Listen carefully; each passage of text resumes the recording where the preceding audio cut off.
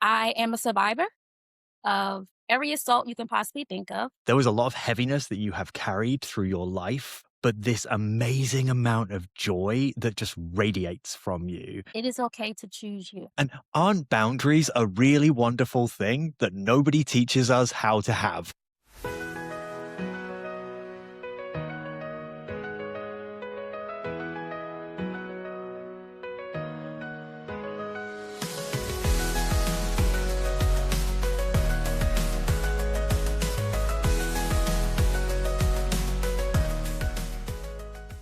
Hi, everyone. Welcome to this week's episode of the 12 Steps to Success podcast. And if you're watching this episode and thinking, Eric, this feels a little different today, you're not wrong. The interview you're about to hear or see was recorded up in the Bay Area, where I was briefly pretending to be a nurse for my partner after they had shoulder surgery. And by pretending, I mostly mean standing around asking, are you sure you're okay? But thanks to the magic of podcasting and editing, I'm now back in my usual setup. And with the click of my fingers, we can be transported straight into that conversation. Today's episode is powerful, honest, and deeply human. We talk about creativity as healing, radical honesty, boundaries, forgiveness, and what it really means to choose yourself. I do want to flag that this conversation also touches on abuse and trauma, so please take care while listening and step away if you need to. My guest today is Nyeesha D. Williams, and this is one of those conversations that really stays with you. So, without further ado, let's go. So I am very excited for this episode. This person is somebody who I met at a conference recently who walked up to me at the end of a session and was like, I'm doing a session. You need to be there. The universe is basically telling me you need to be there. And my immediate response was, don't worry. I already was going to go to yours because I read what it was about. And I was like, I need to know this person. I need to know more about what this is. And so without further ado, I am so happy to welcome onto the show Nyeesha D. Williams, everyone. So welcome, Nyeesha. This is very exciting for me. Well, As I generally start this with it's very much a Britishism, so most Americans won't understand what I'm saying, but what's your name and where'd you come from? okay. My name is Nyeesha D. Williams. I was born and raised in Newark, New Jersey. That is the inner All my city. favorite people are from New I Jersey.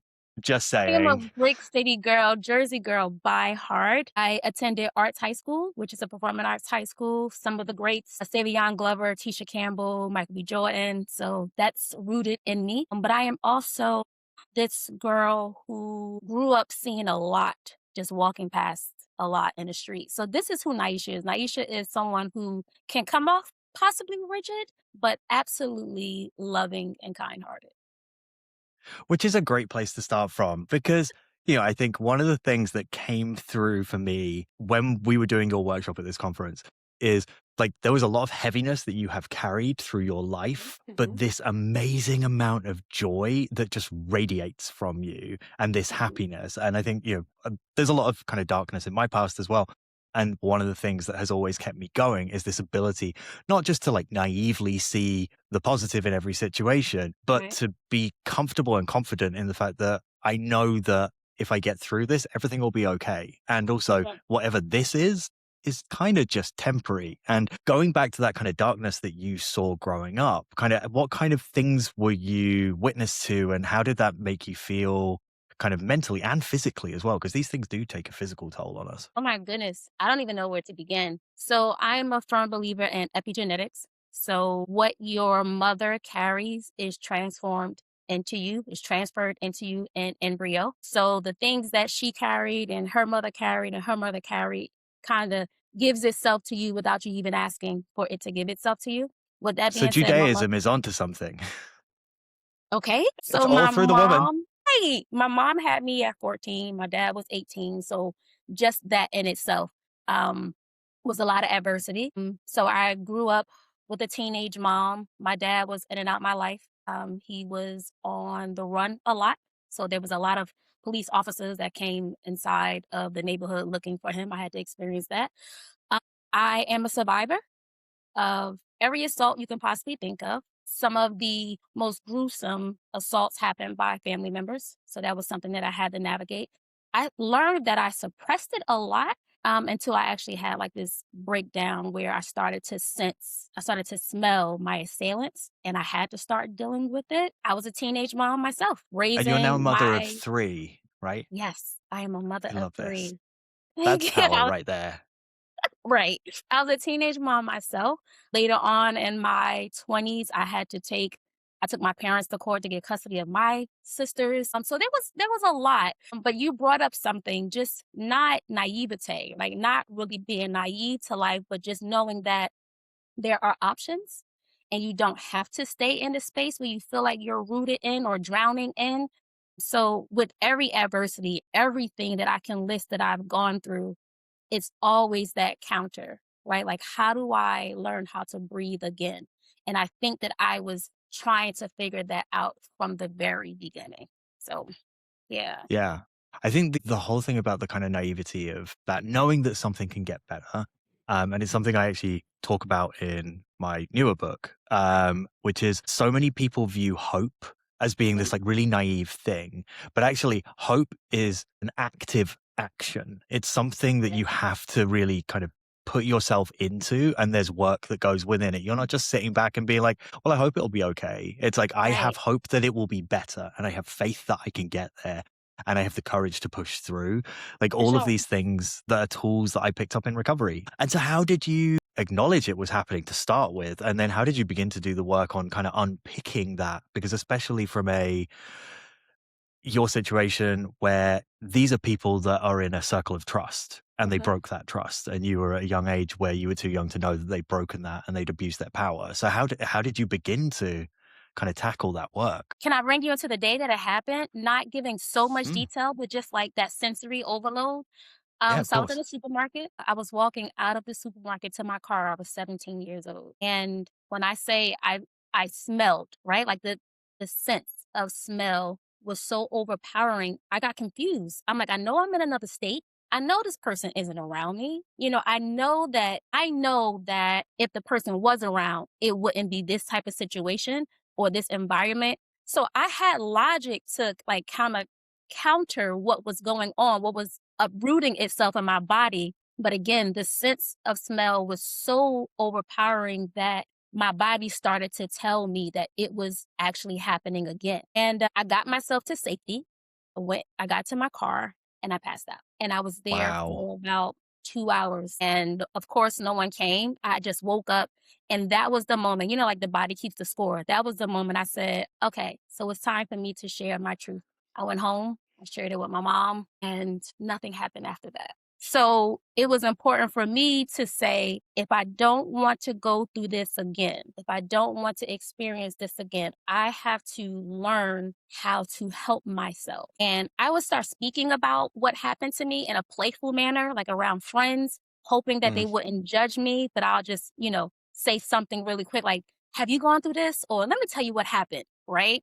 Um, and then one time I was in school and my English teacher, she overheard me having that conversation and she pulled me to the side and she said, "Hey, I'm not sure if you're aware, but that's not okay. And maybe you need someone to speak to help you through that." And she was the one I spoke to, and I still speak to her to this day. wow. See, and this is the power of a good teacher. And like a good Yeah. teacher will show up for you. And I think Just we all show have up. experienced great teachers in our lives, but I think very few people would have that experience with a teacher where they show up in that way. But I think it's Yes. funny as well.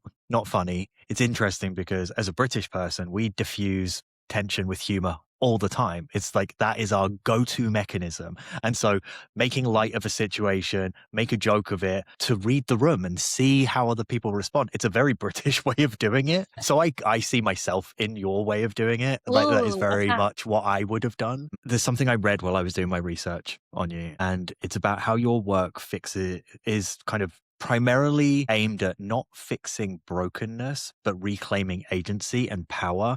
And I Mhm. love the wording of that. And so, you know, from that kind of situation, how did you go about reclaiming that after you started to kind of talk to this teacher, and kind of what were the next stages of you becoming the fully formed, Oh, truly amazing person that sits before me today? thank you, thank you. Honestly, I dive so deep into the arts, so people may have looked at it as if man, she's extraordinary, but I just needed a distraction. That's how I thought, like in the very beginning, right? So I started to do things that made me happy.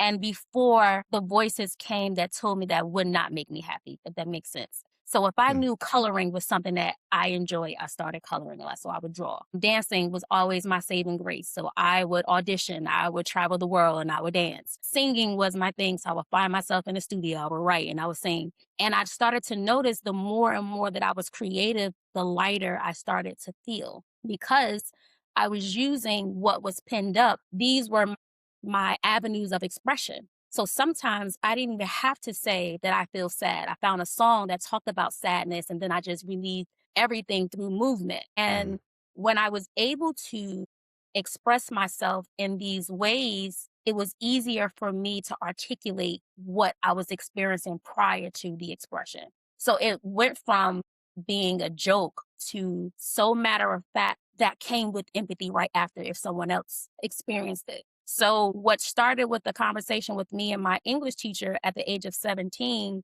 about time I was 19, I already started to plan opening a nonprofit organization for young girls who was experiencing something like me. And that's how I started to grow as a person that I am now. So that work going kind of starting the nonprofit, is that where you began using like creative art to help other people specifically? Because I Yes. know that's one of the big things that you do is you really believe in the power of creativity as a healer and Yes. you bring that into a lot of the spaces you're in. Is that where that began?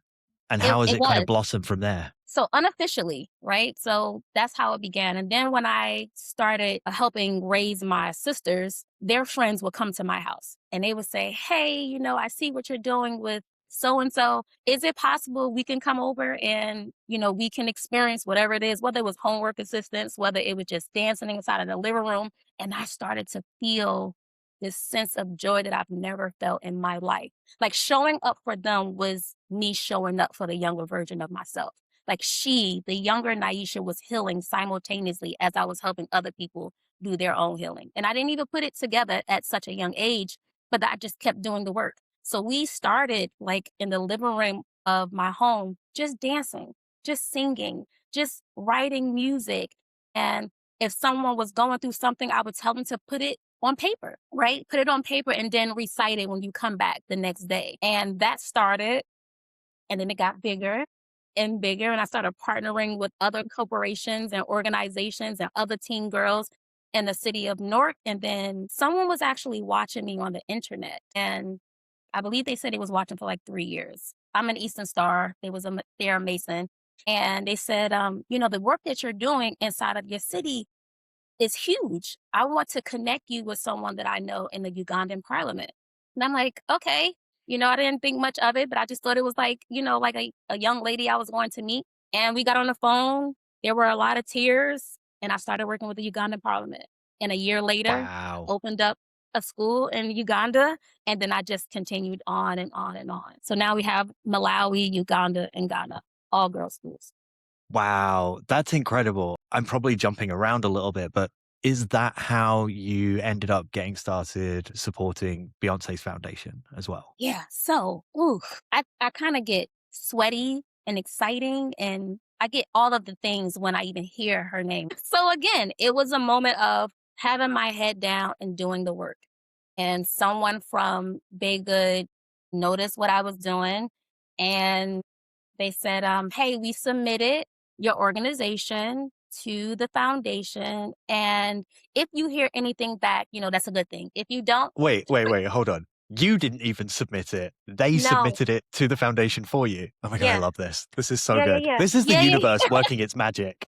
So I'm like, well, first of all, you just can't drop that on me. But okay, if I hear something great, but I do feel good the fact that I was thought of, right? To have someone submit on my behalf. And I heard something back. And they asked me to come out to lunch and sit down and talk about, what I've been doing and congratulate me. And they invested into my business, because they felt like it was important to continue the work. And I've been on a high ever since. I don't know. I don't know what else to say. I honestly felt like, truthfully, for a lot of my years, maybe up to like mid 20s, I was really doing a lot of this work, not solely because of my heart. A lot of it was because growing up and being a teenage mom and making mistakes or living life vicariously through or on my own, people said that I would not be where I am. Like in my face, people that I cared about, family members, it was like, you won't be anything more than what you are, which is just a mom who had a child. I wasn't going to finish high school. I wasn't going to go to college. It Wow. was a lot of things. So I had that on my back. I carried that for a long time. I'm going to do it to prove someone wrong. And it wasn't until that became too heavy for me. And I had to sit with, why am I doing it? Right? Am I doing it because of the voices that I hear that are not mine? Or am I doing it because this truly brings me joy and it's rewarding? And when I started to separate the two and put down what was attached to their voices and just gravitated to what brought me joy, that's when I started to see most of the success. And that's where Beyonce's foundation came in to play. Yeah. So how did you feel when you had family members telling you you will account to no more than you are right now? That's a tough thing to hear. Again, going back to kind of your childhood and the people around you breaking that trust who should have been the people caring for you. This is another example of where the people that are meant to lift us up are telling you, nope, that's it. I've lifted you as far as you're ever going to go. Like that's a tough thing for a kid to hear. I mean, I heard it on my graduation day, Eric. High school graduation. I was coming outside and a few of my family members were like huddled up and they basically said, well, she did more than we thought. Let's see how far she goes now. Yes, graduation day, still to this day. Now, if they watch the video, if they watch this episode, then they will know because they know who they are. I have never brought it up in my life. I carried Yeah. it, I held on to it, but I heard it on graduation day. A time when I felt like, ooh, y'all see me? I did it, right? Against all odds, I did. And I was expecting hugs and, congratulations. And I did get it. But yes. And one of the things that a lot of your work talks about is radical honesty. And so when you are in situations like that, how do you process through that lens? And so, like for some of our listeners who probably are in similar situations where they're being told by the people that are around them who are meant to care the most that are not supporting them in a way, how do you work through that using a process like radical honesty? Who are we being honest with? That's a question you have to ask. Are you being honest with yourself or do you feel like you're being honest with other people? I think that we should first begin with self. And what does honesty look like for you? What's coming up? Do you want to be brutally honest? Because brutally honest ain't the best, right? Sometimes when we say brutally honest, there's an attack that's somewhere in there, right? So do you want to be brutally honest? And if brutally honest is something that you want to do, what are you thinking about sharing? Is your intent to hurt them like you feel hurt? Like these are the questions that you have to ask yourself. So for me, radical honesty starts with self. How does it make me feel? How am I portrayed? These actions or these feelings, is it going to help me in the next 5 minutes, 5 months, and 5 years? And then once I figure out all of those answers, then I give myself 5 days to sit with whatever those feelings and emotions are, whatever I wrote down. And then if I do not feel the same way that I felt when I wrote them down, then I don't need to be honest in a way that we believe honesty to be sometimes with the other person. A lot of times we also feel like honesty or being honest with other people, we have to relay that to them. Sometimes we don't. We just need to unpack it and express it, right? Just deal with it yourself. But with honesty comes forgiveness. And I am a huge fan of radical forgiveness. And with forgiveness, you are forgiving yourself, you are forgiving the assailant or the culprit, and you are practicing an unwavering amount of empathy. So what I've done, which includes a family member or someone that hurt me, I've had this conversation with myself where I had to sit and say, most times people that hurt you have been hurt themselves. Hurt people hurt people. Yes. Right? Maybe it wasn't you that they were attacking, but you had no face. They just felt like they needed to attack. So were they really coming for Nyeesha or did they need someone to unload on? Right? So that has helped me. Just being honest with myself, being honest with the person is creating a safe space where we both can listen to one another, express whatever it is that we're feeling in a non-judgment space. And then also knowing that if you are not in agreement after that conversation, it's okay to go your separate ways. Right? And aren't boundaries a really wonderful thing that nobody teaches us how to have? Because I can love you while simultaneously walking away. Like, I'm going to love you forever, but that does not mean that you have accessibility to me, right? And I think that's the radical forgiveness that you talk about. And one of the things that I'd read, the way you describe it is it's a functional practice to release emotional weight. And I Sure. just think it's so easy to encapsulate it like that because it's just so digestible for people. It's like, I'm carrying all this weight, Yeah. and this tool of radical forgiveness is the thing that will unlock my ability to just let it go. Because we most times believe that forgiveness is the gift that we're giving to others versus the gift that we're giving to ourselves. And if I forgive you, that means I'm completely disregarding what you did. I'm giving you something. I'm giving you something that you shouldn't even have because you did something that's so hurtful or harmful. Whereas forgiveness is that's your gift you're giving to yourself. Like that's you coming back home to yourself. That's you choosing and refusing to not hold on to something that does not belong to you, right? You don't need to hold on to that. You don't need to carry that. And once we remember or realize that it's a gift to you, I think we'll be in a better place. I want to go back to the conference Mhm. because this is a nice little segue into all the mirror work that you do. And so this is why I was like, I need to go to this woman's panel because, firstly, dear listeners, what you need to understand is she has the best headshots you have ever seen.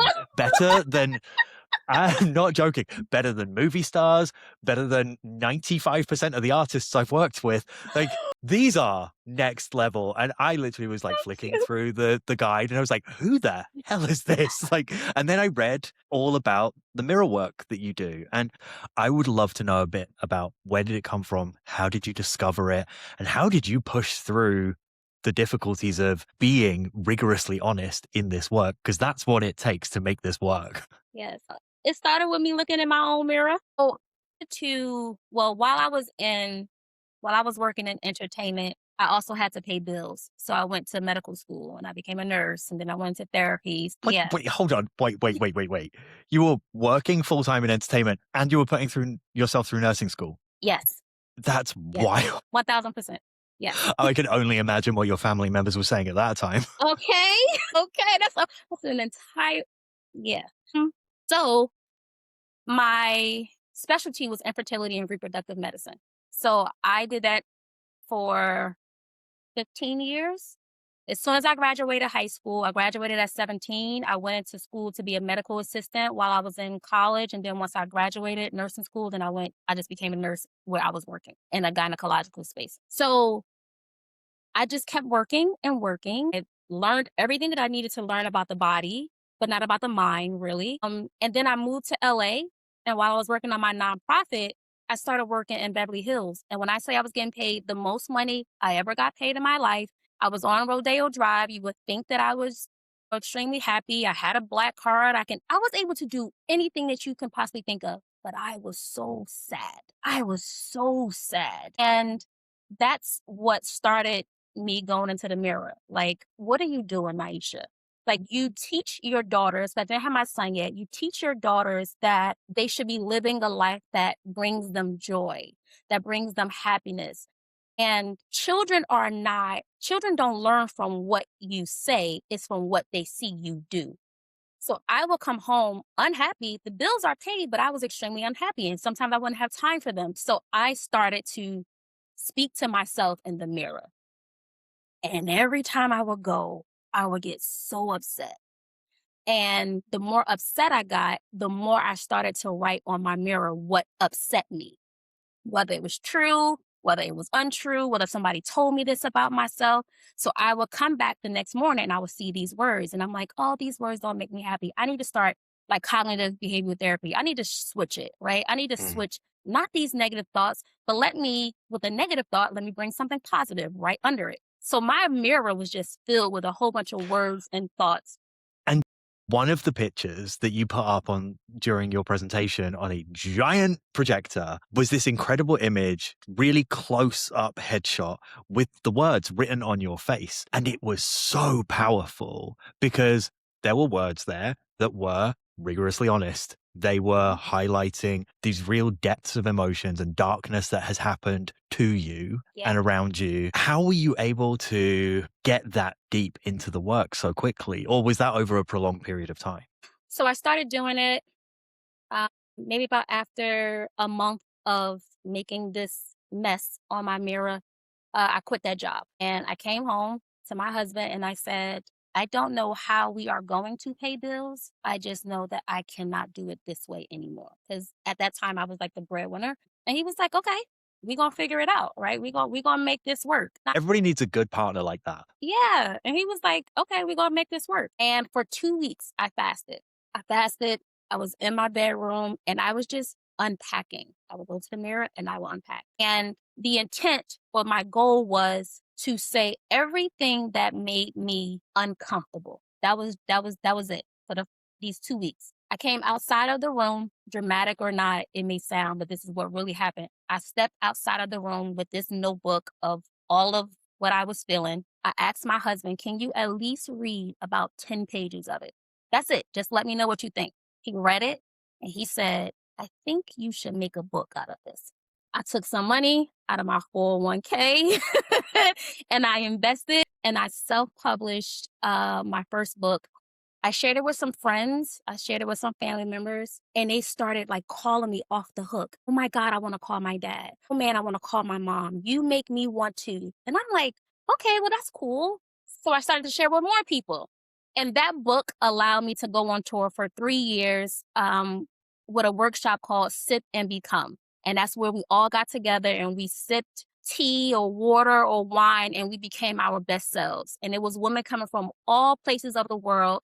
And what we learned, no matter how you looked, we had similar experiences. And those experiences that we shared, we became lighter or greater. So we came in as strangers, we left as family members. And that's what did it. I was like, oh, okay, maybe I should start bringing this to the young girls in my organization. Maybe I should start bringing it into the school and what the impact, like just hearing how their grades changed, right? Like they started to be more inspired to show up in school sessions as opposed to when they weren't.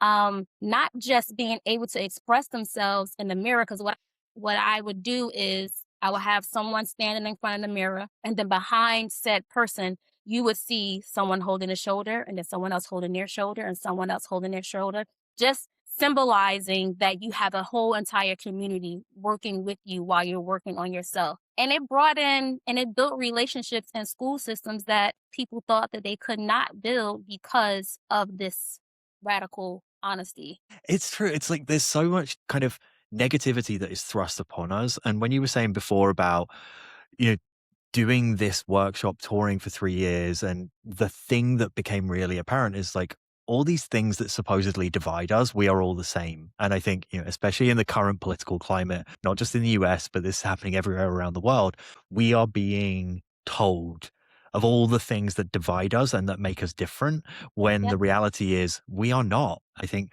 there's something really kind of wonderful about that sense of community and connection that I think we are so quick to run away from, because social media especially has kind of driven a wedge between us all. And so with all the mirror work, like mirror work is very, very personal, it's individual, but then you have this extension of this much more community-based work. How do you find the balance between the two things? I have this unique gift that I did not ask for. That I can read the room and the energy that is in the room so that I know that it is time to X, Y, and Z. And I think that's where therapy comes in. That's why I was, Mhm. that's something why I wanted to do it. Because I'm able to hear what you say even when you're not speaking. And maybe that was something that I learned as a child because in the home, I had no choice but to keep in mind of how everyone else was feeling. But balancing the two, especially when it comes to like a conference setting or a community based event, it's really broken up into, I want you to start with yourself. And even if it's soft or even if it's just like vague, I just want you to start there because what's happening next or what's going to happen next is going to be a little tough. And I want you to know that it's going to be tough, but it's also important for you to know that although these people may not know you, they're all coming for the community to assist them in that toughness. So there are times where someone started mirror work on themselves, but then they will put the mirror down and then they'll go to, which you probably seen, they will go to their neighbor and say, oh man, I want to show up. But not only am I showing up for you, similar to me and the nonprofit, that's inspiring me to go back in. Now that I know that we are helping one another, I want to go back and I want to be a little bit more honest because I believe that someone's going to help me once I do it. And then it becomes a thing of itself. I think Yeah. there's something about that kind of group work where we give people the authority Mhm. to be honest by showing up in an honest way ourselves. And so, how would you advise somebody on how to get over that level of initial resistance when they're doing the work on their own, if they aren't doing it with someone else, to get to that place of like genuine self reflection? To not look at it as if we're getting over anything. Interesting. Practice gratitude, be gracious with yourself, and monitor and write down exactly when the uncomfortability happens. Example, let's say, for instance, you are going into the mirror, right? And you didn't say a word. Just write it down. Tuesday, January 16th, Tuesday at 6 p.m., nothing. You're going to go in the beginning, even for like the whole week, you may not have anything. But what I want you to see, or what I can't wait for you to see, is by the seventh, eighth day, you say, this is nonsense. I'm going to prove to you that it's nonsense. I'm going to go back to the mirror and I'm going to say, but it has nothing to do with me. It's you, right? You are really working through everything that you are afraid to work through. So writing it down, like nothing, I'm upset. Someone pissed me off today. I don't like how my skin looks. I I look overweight. All of that matters, right? Seeing yourself. And then after you start writing everything that makes you feel uncomfortable or upset you, or even if it's like a lower vibrational emotion, by week 2, even if there's nothingness, I want you to challenge, or someone should challenge themselves to give it in reverse. If you got nothing, I want you to start putting full of everything, loving, joyous, like everything that you said, I want you to give the opposite, right? Mm. You counter it. So that way, when you start to see that for this whole week at these different times, you started to feel like this, but then you wrote this. So you know that there's a possibility. You know that there's a possibility because you were able to name the emotion, right? So when you know that there's a possibility to feel something different, to be something different, to look different, you want to see if that can happen. So now, day 15, you like, a little happy. I'm good with that. Right? Yeah.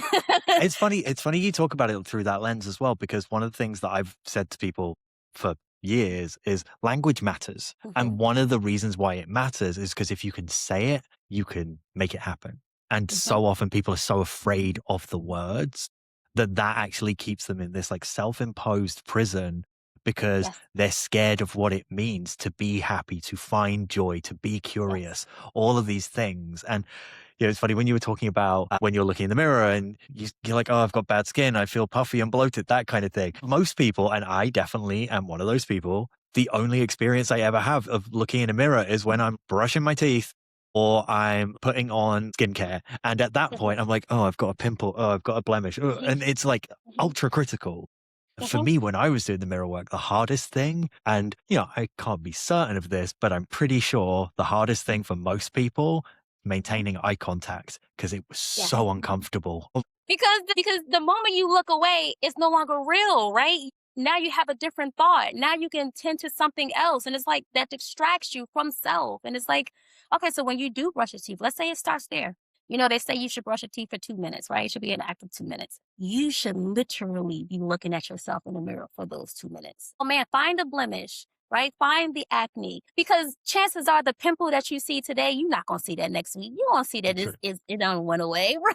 So it's like, oh, okay, well, thanks, mom, for these eyes. You start seeing things differently. But yeah, it is uncomfortable looking at yourself, especially when you have to tell yourself what happened to yourself. That's asking a lot of you, you Yeah. know? I think the other thing that I found really kind of uncomfortable, I think is Mhm. definitely the right way of putting it, but it also kind of sparked this sense of kind of curiosity in me of kind of why am I feeling like this? And I was like, huh, okay, I have some work to do here.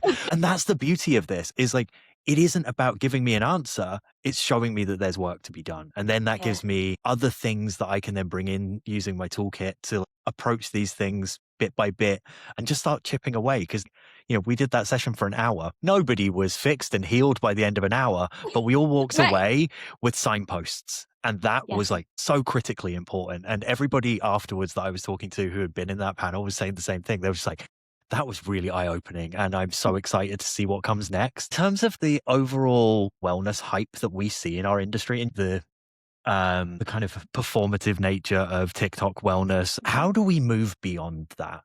When you say we, are we speaking entertainment industry? It Are we could speaking be broader than that, but I think we as humanity, I feel like we show up on social media in a way that is playing into the idea that we're doing all this wellness stuff, but the majority of people aren't. They're doing it for clickbait or whatever. And yeah, actually, the real work comes in the silence. I've found.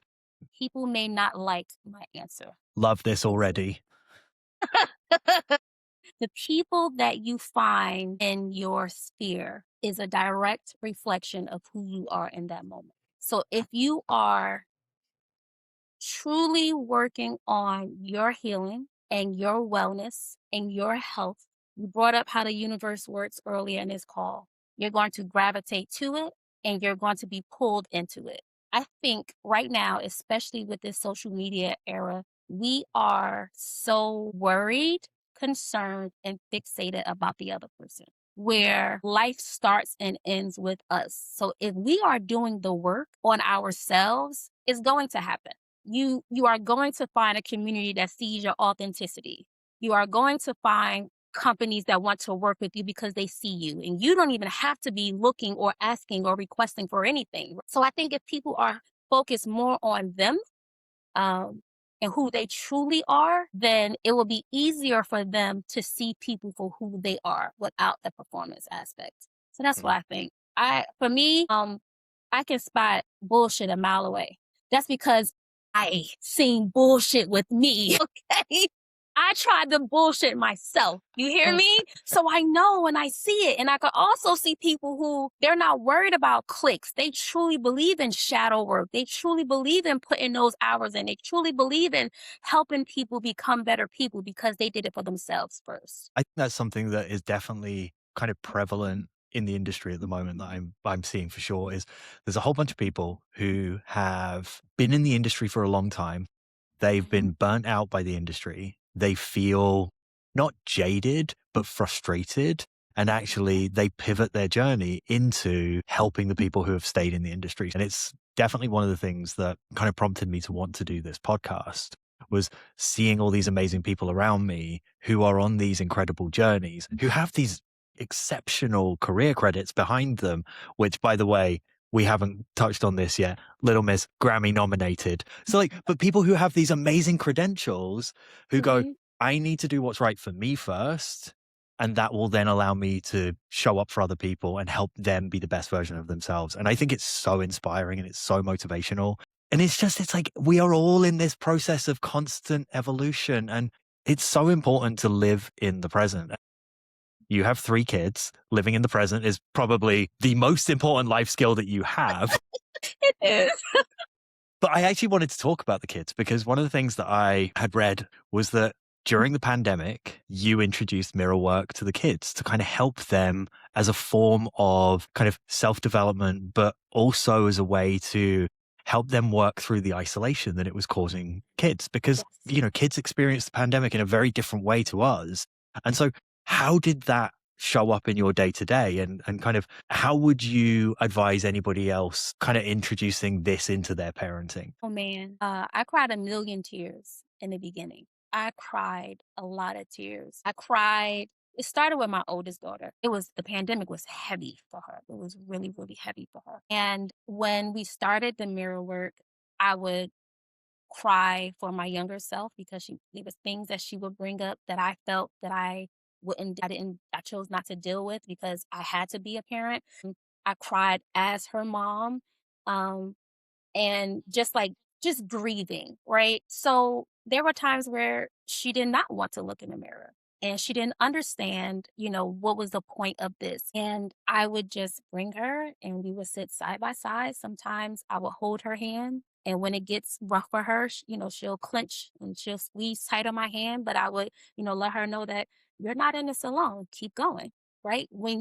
As you're looking at yourself, I'm looking at you. Right. Like we're in this mirror together. And some days there was nothing said. It was just tears, but that spoke louder, right, than any word. And then it got better.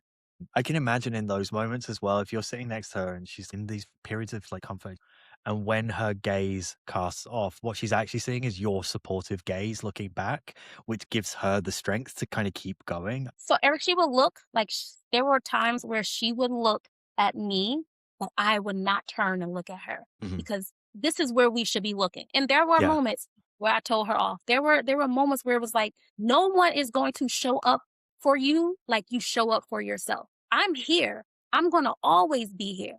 But if I'm not here, I need you to know how to do it for yourself.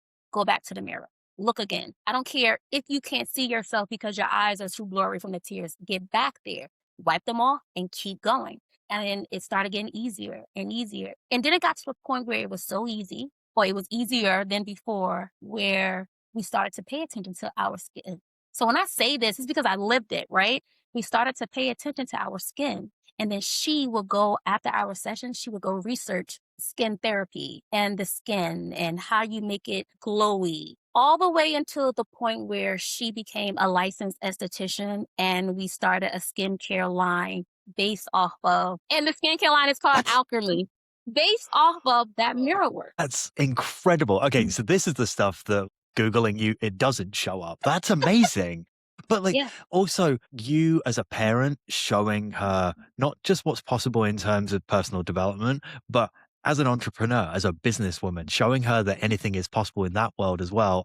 And the great yeah, thing is that you're able to pass that on firsthand to your yeah, daughters to be yeah, able to yeah, keep going and keep the message alive as well. Because, beauty isn't just outside. It's how we yeah. see ourselves. It's how we talk to ourselves. There's an energy that comes from within us that is the thing that connects us. And that's why you and I spoke. Oh, And you were yes. just like, there is something. You have to come to this. When I say I have never, I'm not lying. I have never in my life done it. I have never in my life done anything like that.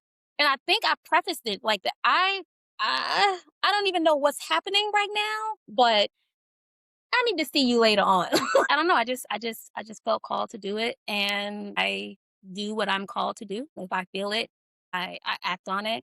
But yeah, so yeah, I started with my daughters, and I still do it. When things get a little rough, we go back and we get to it. I have one last question for you before we wrap Okay. up. And this is going to be an interesting one because it's the same last question I ask everybody, but I feel like you've done a lot of this work already. So knowing what the answer is going to be fascinating for me. So knowing who you are now and everything you've been through in life, what is the one piece of advice you would give to younger Nyeesha? It is okay to choose you. That's powerful. That's amazing. It is okay to choose you. And I hope your daughters hear this as well. I'm sure they know Mm, it already yeah. because they are already the mini versions of you. I just wanted to say a huge thank you. I really appreciate you taking the time to do this. This has been everything that I had hoped it was going to be. And I'm really Oh, looking forward to editing this because I think it's going to be a super fun episode. And also, this is an episode that I know people are going to listen to and have so many notes about things they can apply day to day in their life. So, this is going to be one for the bookmarks. well, thank you for having me. This was amazing. Thank you so much for listening to this episode of 12 Steps to Success. And thanks again to Nyeesha for such an amazing conversation. If this conversation resonated with you, I'd love it if you could like, comment, subscribe, or share it with someone who might need to hear it. It genuinely makes a huge difference in helping the podcast reach more people. You can also find extra clips and additional content over on Instagram at 12 Steps to Success with the word 12, not the number. And if you like to stay more connected, head to 12stepstosuccess.com. Again, the words, not the number, where you can sign up for the newsletter. No spam, just interesting ideas, reflections, and updates that align with the work that we're doing here, including the books and everything else that grows out of this podcast. Thanks again for being here, for listening with openness, and I'll see you in the next episode.